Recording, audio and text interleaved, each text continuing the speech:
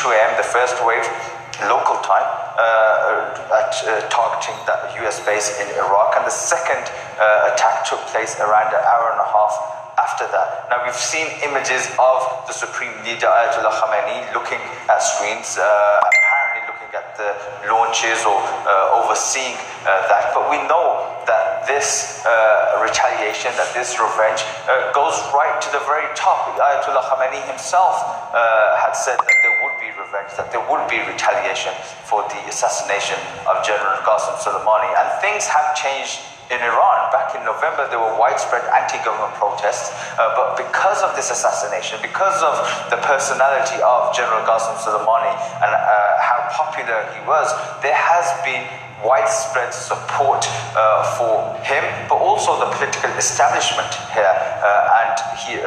Qasem Soleimani was just being buried tonight. His funeral was postponed because there was a stampede yesterday in his home city of Kerman, but he's just being buried. And this is a statement from Iran because they had to respond as far as they saw it. They could not remain silent after one of their top generals, the second most popular person in Iran, was assassinated by the United States.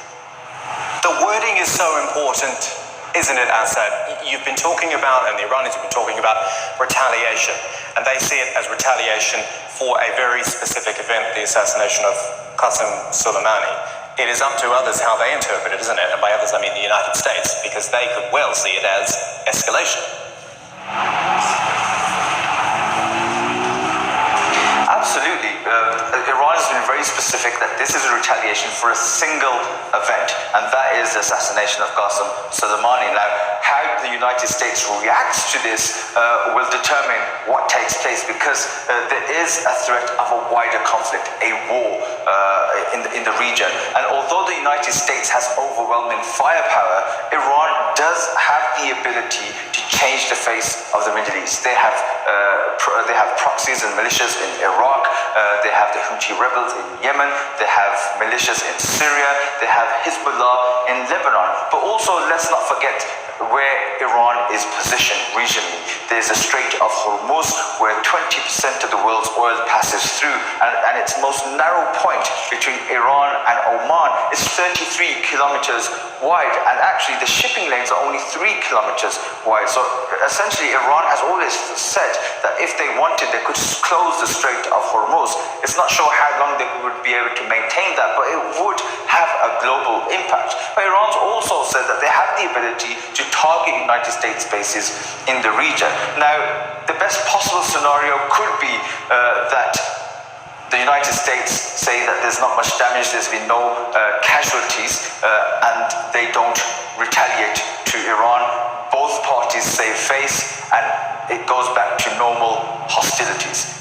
You know, some words, tweets, as we've been seeing, but no military action. That's the best possible scenario. But if the United States does react, does retaliate to Iran's missile strikes that have taken place here this morning, then Iran will be forced, as they've said, to escalate this.